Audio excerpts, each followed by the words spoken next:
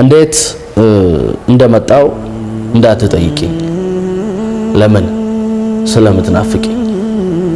አውቀዋለሁኛ አንድ የበደለሽ ሰው ናፍቀሽኛል ቢልሽ ላንቺ ፌዝ ነው የሚመስልሽ ግን ናፍቀሽኛል አዎ በድያለሁ በግፍ ደግሞ ናፍቀሽኛል በጥፍ ማርያምን የምሬን በስቷል መናፈቄ የትም እገኛለሁ የትም ስቃለሁ ግን ያለቅሳል ሳቄ ብራመድ ባገሩ ብከንፍ እንኳን ብበር ተከፍቶ አያለው ቆለፍኩት ያልኩት በር ቀኔ ከረቸምኩት ሌት በምን ከፈትኩት